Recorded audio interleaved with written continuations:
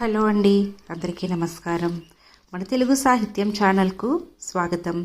ఈరోజు నేను చదవబోయే కథ కె రాజేశ్వరి గారు రచించిన పరివర్తన. ఈ కథ ఆంధ్రభూమి సచిత్ర వారపత్రికలో సెప్టెంబర్ 18, 2008 సంవత్సరంలో ప్రచురింపబడింది. కథలోకి వెళ్ళబోయే ముందు మీకు ఒక చిన్న రిక్వెస్ట్. మీరు మన ఛానల్ని ఫస్ట్ టైం చూస్తున్నట్లయితే తప్పకుండా సబ్స్క్రైబ్ చేసుకోండి. ఇక కథలోకి వెళ్దామా? ఏమిటే స్వాతి, వచ్చిన దగ్గర నుంచి చూస్తున్నాను, నువ్వు అదోలా ఉన్నావు. కాలేజీలో ఎవరైనా ఏమైనా అన్నారా ఏంటి? రిమోట్తో టీవీ ఛానల్స్ని అదే పనిగా మారుస్తున్న కూతుర్ని చూసి అడిగింది సుజాత. ఏం లేదమ్మా, బానే ఉన్నానుగా. లేదు, ఈసారి నువ్వు ఎప్పట్లా లేవు, ఏదో జరిగింది. ఏం జరిగిందో చెప్పవే? లాలనగా కూతురి తల నిమురుతూ అడిగింది. అబ్బా, ఏం జరగలేదమ్మా. మరి ఒంట్లో బాలేదా? బాగానే ఉన్నానమ్మా, నాకేం కాలేదు, కానీ నువ్వే అనవసరంగా ఏదేదో ఊహించుకుంటున్నావు. సర్లే అమ్మా, నాకెందుకు వచ్చింది. సాయంత్రం మీ నాన్నగారు వచ్చాక అప్పుడు చెబుదువు గాని. ఎంతైనా నాన్న కూతురివి కదా, దేనికో టెన్షన్ పడుతున్నట్లు నిన్ను చూసిన ఎవ్వరికైనా అర్థమవుతుంది. కన్న తల్లిని కదా, ఏదో ఉండబట్టలేక అడిగాననుకో. అప్పటికీ ఏం మాట్లాడకుండా రిమోట్తో కుస్తీ పడుతున్న కూతుర్ని చూసి జగమొండి అనుకుంటూ వంటగదిలోకి వెళ్ళిపోయింది. స్వాతి వాళ్ళ నాన్న మోహన్ రావుది హైదరాబాద్లో రియల్ ఎస్టేట్ బిజినెస్. ఒక కొడుకు, ఒక కూతురు. కొడుకు సునీల్ ఇంజనీరింగ్ పూర్తి చేసి అక్కడే ఓ సాఫ్ట్వేర్ కంపెనీలో జాబ్ చేస్తున్నాడు. స్వాతి విజయవాడలో MBBS ఫైనల్ ఇయర్ చదువుతోంది. దగ్గర కావటంతో వీలైనంత వరకు ప్రతివారం ఇంటికి వస్తుంది. శనివారం సాయంత్రం బయలుదేరి వచ్చి సోమవారం ఉదయాన్నే కాలేజీకి వెళ్ళిపోతుంది. కానీ ఈసారి మాత్రం శుక్రవారం రాత్రికే హైదరాబాద్ వచ్చింది. శనివారం ఉదయాన్నే స్నానం చేసి టిఫిన్ తిని ఫ్రెండ్ ఇంటికని వెళ్ళి భోజనం టైంకి ఇంటికి వచ్చింది. ఆకలిగా లేదని ఏదో 2 ముద్దలు కెలికి రిమోట్ తీసుకొని నిమిషానికో ఛానల్ మారుస్తూ చాలా మూడీగా కూర్చుంది. ఎప్పుడు ఇంటికి వచ్చినా వసపెట్టలా కాలేజీ కబుర్లు, హాస్టల్ కబుర్లు చెబుతూ సందడి చేసే పిల్ల అలా మూడీగా ఉండేసరికి సుజాతకి ఏమీ తోచలేదు. వంటగదిలో అవి ఇవి సర్దుతున్నట్లు నటిస్తూ కూతుర్ని గమనించసాగింది. అరగంట తర్వాత టీవీ కట్టేసి చేతుగోళ్లు కొరుక్కుంటూ వరండాలోకి, హాల్లోకి తిరగసాగింది. కాలుగాలిన పిల్లిలా తిరుగుతున్న స్వాతిని చూసి మొత్తానికి ఏదో జరిగింది. ఏం జరిగిందంటే చెప్పదు. ఏం పిల్లో ఏమిటో అనుకుంటూ బెడ్రూంలోకి వెళ్ళి నడుం వాల్చింది. కాసేపు అయ్యాక వచ్చి తన పక్కనే పడుకున్న కూతుర్ని చూసి ఏదైనా చెబుతుందేమోనని ఎదురు చూసింది. స్వాతి అటు తిరిగి మౌనంగా పడుకోవటం చూసి ఒట్టి మొండిగటం అనుకుంటూ కళ్ళు మూసుకొని పడుకుంది. రాత్రి 8 అయ్యేసరికి మోహన్ రావు, సునీల్ ఇంటికి వచ్చారు. భోజనాల దగ్గర కూర్చున్నప్పుడు అన్నం తినకుండా కంచంలో వేళ్లతో కిలుకుతున్న స్వాతిని చూసి, ఏంట్రా భోజనం చేయకుండా అలా కూర్చున్నావు? అమ్మ చేసిన కూరలు నచ్చలేదా ఏంటి? జోగ్గా అన్నారు మోహన్ రావు గారు. అదేం లేదు నాన్నగారు, అమ్మ వంటకేం చాలా బాగా చేస్తుందైతే. మరెందుకురా తినకుండా అలా కిలుకుతున్నావు? ఆకలికా లేదా, లేదా ఒంట్లో బాలేదా? ఆకలి లేకపోవటం ఏం లేదండి, అది ఉదయం కూడా సరిగ్గా తినలేదు. ఈసారి అది వచ్చినప్పటి నుంచి చాలా మూడీగా ఉంటుంది. ఏం జరిగిందంటే చెప్పదు, మీరైనా అడగండి, కంప్లైంట్ చేసింది తల్లి. ఎప్పుడు భోజనాల దగ్గర లొడలడా వాగుతూ ఉండే కూతురు ఆ రోజు అలా మౌనంగా ఉండేసరికి మోహన్ రావు గారికి కూడా కొంచెం బాధ అనిపించింది. ఏంటే, ఏం జరిగింది? ఎందుకలా ఉన్నావు? ఆదుర్దాగా అడిగాడు సునీల్. తను అడగాలనుకున్న ప్రశ్న కొడుకు అడిగేసరికి ఏం చెబుతుందా అని కూతురి వైపు చూశాడు. ఏం లేదన్నయ్య, అమ్మ అలాగే అంటుందిలే. లేదమ్మా, నిన్ను చూస్తుంటే దేనికో బాధపడుతున్నట్లున్నావు. ఏం జరిగిందో చెప్పమ్మా. ఏం లేదు నాన్నగారు, ముందు భోజనాలు కానివ్వండి, తర్వాత మాట్లాడుకుందాం. ఆ మాటతో అందరూ పరిపరి విధాలుగా ఆలోచించుకుంటూ భోజనాలు కానిచ్చారు. నలుగురు వచ్చి హాల్లో కూర్చున్నారు. కూతురి పక్కనే సోఫాలో కూర్చొని తల మీద చెయ్యేసి నిమురుతూ, చెప్పరా, ఏం జరిగింది? ఎవరైనా ఏమైనా అన్నారా? లాలనగా అడిగారు. అలాంటిదేం లేదండి. మరి ఈసారి ఎగ్జామ్స్ సరిగ్గా రాయలేదా? నా కూతురు చదువు విషయంలో డౌటే లేదు, ఆ విషయంలో నేను గ్యారంటీ ఇవ్వగలను. సునీల్ ప్రశ్న విని సీరియస్గా చూస్తున్న స్వాతిని చూసి తనే సమాధానం చెప్పారు మోహన్ రావు. మరి ఏమిటే నీ బాధ? ఉదయం నుండి టెన్షన్తో చంపుతున్నావు. ఎప్పటికైనా చెప్పవే తల్లి, కొంచెం విసుగ్గా అంది తల్లి. మరి మరి తలంచుకొని చేతవేళ్ల వంక చూసుకుంటూ ఎలా చెప్పాలో తెలియక టెన్షన్ పడుతున్న కూతుర్ని చూసి, కొంపతీసి ఎవరినైనా ప్రేమించావా ఏంటి? అలాగైతే ధైర్యంగా చెప్పేసే. ఎటూ అన్నయ్యది కుదిరిపోయినట్లే కదా. 2 పెళ్ళిళ్ళు ఒకేసారి చేసేస్తే నాకు ఖర్చు కలిసొస్తోంది.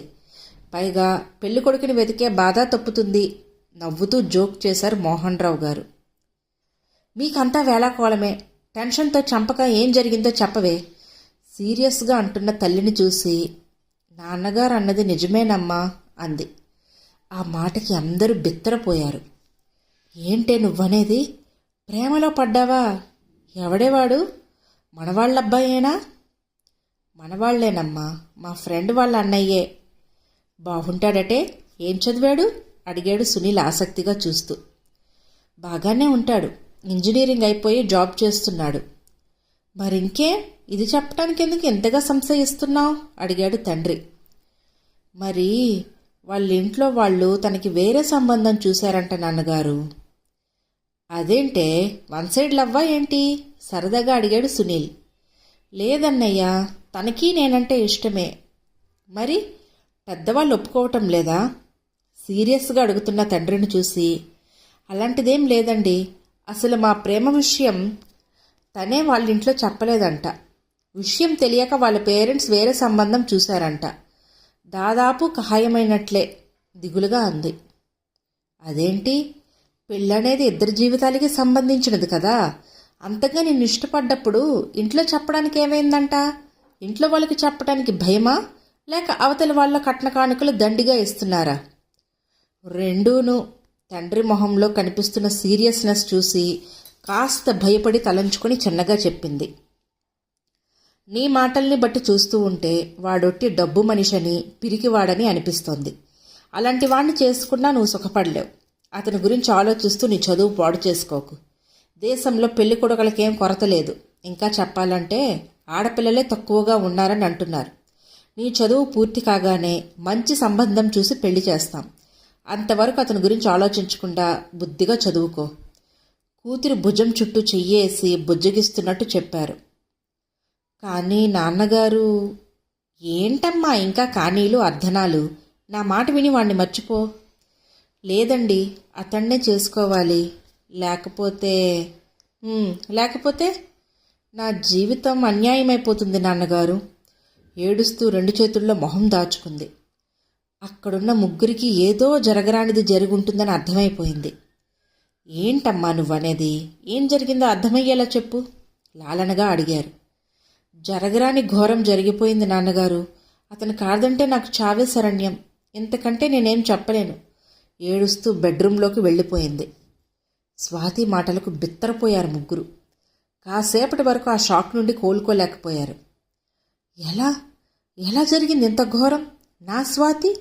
నా స్వాతి తప్పు చేసిందంటే ఎప్పటికీ నమ్మలేకపోతున్నాను. నా కూతురిది తొందరపాటు స్వభావం కాదు. తెలిసి అది ఇలాంటి పరువు తక్కువ పని ఎప్పటికీ చేయదు. కానీ అదంత గట్టిగా చెప్తుందంటే మొత్తానికి ఏదో జరిగింది. అదేమిటో నిదానంగా తెలుసుకోవాలి. ఆలోచనలతో తల పగిలిపోతుంటే కణతలు నొక్కుంటూ సోఫాలో జారిగిల పడ్డారు మోహన్ రావు గారు. సుజాత ప్రాణం లేని బొమ్మల భర్త పక్కనే కూర్చుండిపోయింది. సునీల్ ఏదో దీర్ఘాలోచనలో పడ్డాడు. ఏమిటండి ఇదింత పరువు తక్కువ పని చేసిందేంటి? దీని మాటల్ని బట్టి చూస్తుంటే దీని వ్యవహారం చాలా దూరం పోయినట్లుంది. రేపేదన్నా కడుపు కాలో వస్తే మన పరువేం కావాలి? ఈ విషయం బయటికి పొక్కిందంటే రేపు సునీల్కి పిల్లనిస్తామన్న వాళ్ళు కూడా వెనక్కి తగ్గుతారు. రేపటి నుండి నలుగురిలో తలెత్తుకొని ఎలా తిరగగలమండి? పరువు పోయాక ఇంకా బ్రతకటం ఎందుకు? అందరం తలా కాస్త విషం మింగి ఒక్కసారే చేస్తే సరి. భోరున ఏడ్చింది భర్త భుజం మీద వాలి. ఊరుకో సుజాత, ఊరికే టెన్షన్ పడకు. అసలు ఇది ఇలాంటి పని చేసిందంటే నేను ఇప్పటికీ నమ్మలేకుండా ఉన్నాను. రేపు ఉదయం నిదానంగా స్వాతితో మాట్లాడి అసలేం జరిగిందో తెలుసుకొని ఏం చెయ్యాలన్నది అప్పుడు ఆలోచించుదాం. ఇంకా ఏంటండి ఆలోచించేది? జరగరాని ఘోరం జరిగిపోయిందని అదంత గట్టిగా చెప్తుంటే ఇంకా నమ్మనంటారేంటి? పెళ్లి చేస్తామంటే మెడిసిన్ పూర్తి చేసి పీజీలో జాయిన్ అయ్యాకే పెళ్ళి అంటూ భీష్మించు కూర్చునేది.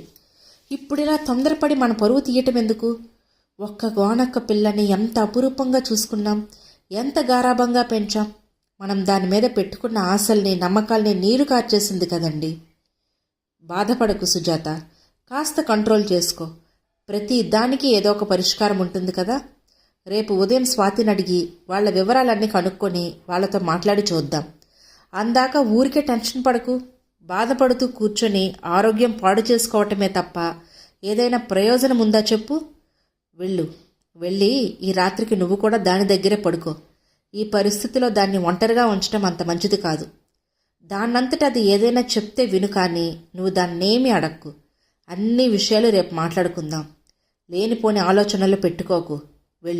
వెళ్ళి పడుకో అనునయించి కూతురు గదిలోకి పంపారు. ఇదంతా చూస్తున్న సునీల్ తట్టుకోలేకపోయాడు. సెక్స్ అనేది ఓ ఆటలా అనుకొని సరదాగా ఎంజాయ్ చేస్తున్నారు నేటి యువతరం. అది ఓ ఆడపిల్ల జీవితం మీద ఏ ప్రభావం చూపిస్తుంది, ఫ్యామిలీ మొత్తాన్ని ఎంతటి ఆవేదనకు గురి చేస్తుంది. సునీల్ ఆలోచనలని అర్థం చేసుకొని మోహన్ రావు గారు, సునీల్, ఈ విషయం గురించి ఎక్కడా అనకు. ఎలా జరగాలనుంటే అలా జరుగుతుంది, కానీ లేనిపోని ఆలోచనలు పెట్టుకోక వెళ్ళి పడుకో అన్నారు. తండ్రి మాటలతో లేచి తన గదిలోకి వెళ్ళి పడుకున్నాడన్న మాటే కానీ ఆలోచనలతో ఎంతకీ నిద్రపట్టలేదు. ఈ అవమానం భరించే కంట తలా కాస్త విషం మింగి అందరం ఒక్కసారి చేస్తే పోతుంది అని తల్లి అన్న మాటలు పదే పదే గుర్తొచ్చి తెల్లవార్లు నిద్ర లేకుండా చేశాయి. ఇంట్లో ఉన్న నలుగురు ఒకరికి తెలియకుండా ఒకరు నిద్ర నటించారే కానీ ఆ రాత్రి ఎవ్వరికీ కంటి మీద కునుకులేదు. తెల్లవారగానే స్వాతి లేచి స్నానం చేసి ఫ్రెష్గా తయారై వచ్చి హాల్లో కూర్చొని టీవీ ఆన్ చేసింది. రాత్రి ఏమీ జరగనట్లు అలా మామూలుగా ఉన్న స్వాతిని చూసి ఆశ్చర్యపోయారు అందరూ. టిఫిన్ రెడీ అయింది, రండి ముభావంగా పిలిచిన తల్లి పిలుపు విని సునీల్ స్వాతిలతో పాటు మోహన్ రావు గారు కూడా వచ్చి డైనింగ్ టేబుల్ దగ్గర కూర్చున్నారు. నిద్రలేమితో ఎర్రబడిన కళ్ళు నీరసంగా వడలిపోయి ఎన్నో లంకణాలు వేసినట్లున్న అమ్మ నాన్నల మొహాలు చూస్తుంటే బాధ అనిపించింది స్వాతికి, సునీల్కి. తలొంచుకొని గబగబా ఇడ్లీ తింటున్న స్వాతిని, ఇడ్లీ ముక్క తుంపి చేత్తో పట్టుకొని ఏదో ఆలోచిస్తూ కూర్చున్న సునీల్ని మార్చి చూసి, ఏంట్రా సునీల్ అలా కూర్చున్నావు, టిఫిన్ తిను అన్నారు మోహన్ రావు గారు. నాన్నగారండి, మరి ఏదో చెప్పాలనుకుని చెప్పలేకపోతున్న కొడుకుని చూసి, ఏంట్రా అన్నారు. పర్లేదు చెప్పరా, కొడుకు మౌనాన్ని చూసి మళ్ళీ అడిగారు. అది వైజాగ్ సంబంధం నాకు ఇష్టం లేదు, వాళ్ళకి వద్దని చెప్పండి. చెప్పాలనుకున్నది గబగబా చెప్పేసి తేలిగ్గా ఊపిరి పీల్చుకున్నాడు. ఏం నాయనా, నీకు కూడా ఓ లవ్ స్టోరీ ఉందా? రాత్రి ఇదొక బాంబు పేల్చింది, నేనేం తక్కువ తిన్నానా అని ఇప్పుడు నువ్వు మొదలెట్టావా? తల్లి కోపం చూసి, అది కాదమ్మా, నేను రమ్యని చేసుకుందాం అనుకుంటున్నాను, అది మీకందరికీ ఇష్టమైతేనే నసిగాడు. ఈ మాట ముందే చెప్పొచ్చు కదరా, అవతల వాళ్ళకి పిల్ల నచ్చిందని చెప్పి బ్రాహ్మణ్ణి అడిగి మంచి ముహూర్తం కనుక్కొని కబురు చెయ్యమని చెప్పి, ఇప్పుడు కాదంటే మన పరువేం కాను? ఎందుకురా మీరిద్దరు ఇలా తయారయ్యారు? ఈ వయసులో మమ్మల్ని ఎందుకు ఇలా బాధ పెడుతున్నారు? బాధగా తలపట్టు కూర్చున్న తండ్రిని చూస్తుంటే జాలేసింది స్వాతికి. నాన్నగారు, మీరు అనవసరంగా బాధపడి లేనిపోని టెన్షన్ పెట్టుకోవద్దు. అన్నయ్య తన వలన ఓ ఆడపిల్ల జీవితం అన్యాయమైపోకూడదని ఎప్పటికైనా మంచి నిర్ణయమే తీసుకున్నాడు. ఏంటమ్మా నువ్వనేది? రాత్రి నుండి అన్నా చెల్లెళ్ళిద్దరూ వంతులు వేసుకున్నట్లు షాకుల మీద షాకులు ఇస్తున్నారు. టెన్షన్తో చంపక విషయం ఏమిటో చెప్పు విసుక్కున్నారు. మీరేం టెన్షన్ పడకండి నాన్న, నా ఫ్రెండ్ రమ్య తెలుసు కదా, 6th నుండి ఇంటర్ వరకు కలిసి చదువుకున్నాం. అది ఇప్పుడు ఇంజనీరింగ్ పూర్తి చేసి జాబ్లో చేరింది. అన్నయ్య తను ఇద్దరు ఒకే కంపెనీలో జాబ్ చేస్తున్నారు. ఇద్దరూ ఈ మధ్య పెళ్లి చేసుకుందామని డిసైడ్ అయ్యారంట. లాస్ట్ మంత్ ఓ సండే నేనున్నాననుకొని అది నా కోసం ఫోన్ చేస్తే అన్నయ్య తీసి నేను స్నానం చేస్తున్నానని అబద్ధం చెప్పి రమ్యని మన ఇంటికి రమ్మన్నాడంట. అది మనమందరం ఇంట్లో ఉన్నామనుకుని సరదాగా గడపాలని వచ్చింది. కానీ ఆ సండే నాకు కాస్త ఫేవరిష్గా ఉండి ఇంటికి రాలేదంటే అమ్మ మీరు నా దగ్గరికి వచ్చారు. ఒంటరిగా ఉండేసరికి అన్నయ్య కాస్త తొందరపడ్డాడంట. సర్లే పెళ్లి చేసుకుంటానని మాటిచ్చాడు కదా అనుకుంటే ఇప్పుడు తనని కాదని వేరే అమ్మాయిని చేసుకోబోతున్నాడని తెలిసిందంట. వెంటనే నాకు ఫోన్ చేసింది అర్జెంటుగా రమ్మని. ఏం జరిగిందో తెలియక క్లాస్ ఎగ్గొట్టి కంగారుగా పరిగెట్టుకొచ్చాను. నిన్న ఉదయం వెళ్ళింది దానింటికే. జరిగిందంతా చెప్పి ఏం చెయ్యాలో అర్థం కావటం లేదే, మీ అన్నయ్య కాదంటే చావు తప్ప నాకు మరో మార్గం కనిపించటం లేదని బోరున ఏడ్చింది. దాన్ని చూస్తుంటే జాలేసింది. తొందరపడి ఏ అఘాయిత్యమూ చేయకు, అన్నయ్య పెళ్లి నీతోనే జరిగేలా చేస్తానని ధైర్యం చెప్పి వచ్చాను. ఇప్పుడు చెప్పండి నాన్నగారు, ఆలస్యంగానైనా అన్నయ్య మంచి నిర్ణయమే తీసుకున్నాడు కదూ? ఇద్దరికిద్దరూ నా కడుపున చెడబుట్టారే. పెళ్లి కాకుండానే ఇలా బరి తెగించి తిరగడానికి సిగ్గుగా లేదు? చేసిన ఘనకార్యాన్ని ఇంత ధైర్యంగా ఏ మొహం పెట్టుకుని చెబుతున్నారే? మిమ్మల్ని ఇద్దరినీ చూడాలంటేనే అసహ్యంగా ఉంది. తల పట్టుకుని నీరసంగా కుర్చీలో కూలబడింది సుజాత. చెయ్యి కడుక్కొని గబగబా తల్లి దగ్గరికి వచ్చి తల్లి ఒళ్ళో తలపెట్టుకొని, అమ్మా, మీ పరువు తీసి మీకు తలవంపులు తెచ్చే పని నేనెప్పుడు చెయ్యనమ్మా. నేను మీ బిడ్డని. నేనెవరినైనా ప్రేమిస్తే ముందు మీకే చెప్తాను, నన్ను నమ్మమ్మా అంది ఏడుపు గొంతుతో. మరి రాత్రి నువ్వు చెప్పిందంతా? అనుమానంగా చూస్తూ అడుగుతున్న తల్లిని చూసి, అంతా అబద్ధమమ్మా. అన్నయ్య చేసిన తప్పు వాడి నోటితోనే చెప్పించాలని అలా నాటకమాడాను. అలా ఎందుకు చెప్పేవే? నీకేదో ఘోరం జరిగిపోయిందని నువ్వేడుస్తూ ఉంటే నిజమేననుకొని మా పై ప్రాణాలు పైనే పోయాయి కదే. రాత్రంతా అందరం ఎంత టెన్షన్ పడ్డాం. అమ్మా జరిగిందిది అని ఒక్క మాట నువ్వు చెప్పి ఉంటే అందరికీ టెన్షన్ తప్పేది కదా. తర్వాత అందరం కలిసి వాడికి నచ్చ చెప్పేవాళ్ళం. రాత్రంతా మీరు పడ్డ టెన్షన్ చూశాకే అన్నయ్యలో మార్పు వచ్చి రమ్యని చేసుకుంటానని బయటపెట్టాడు. ఒక ఆడపిల్లకి అన్యాయం జరిగితే అది వాళ్ళ ఇంట్లో అందరి మీద ఎంత ప్రభావం చూపిస్తుందో అనుభవంలోకి వస్తే కానీ అన్నయ్యలో మార్పు రాదని ఇలా నాటకమాడానమ్మా. అందరం కలిసి నచ్చ చెప్పి బలవంతాన ఒప్పించే కంటే అన్నయ్య తన తప్పు తను తెలుసుకొని తనంతట తాను మారి తన నోటితోనే రమ్య సంగతి చెప్పించాలనే ఇలా చేశాను.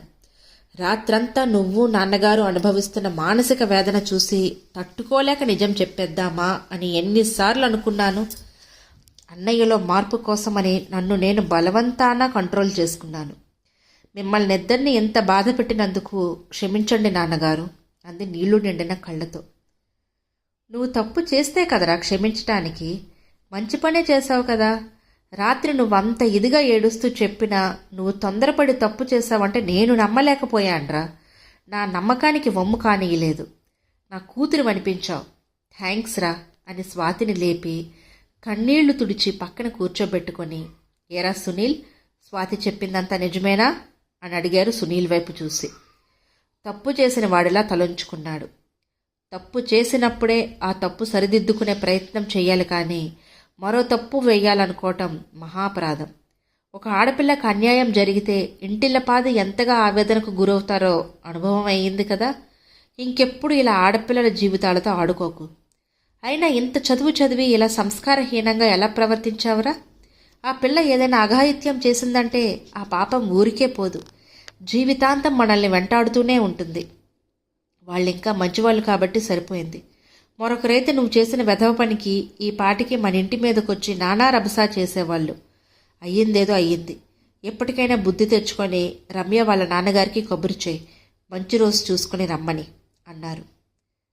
థ్యాంక్ యూ నాన్నగారు, థ్యాంక్ యూ. సంతోషం పట్టలేక తండ్రి చేయి పట్టుకుని ఊపేసింది స్వాతి. ఇదండి కథ. ఈ కథ కనుక మీకు నచ్చినట్లయితే లైక్ చేయండి, షేర్ చేయండి. అలాగే మరిన్ని ఇంట్రెస్టింగ్ కథల కోసం మన ఛానల్ను తప్పకుండా సబ్స్క్రైబ్ చేసుకోండి. Thank you.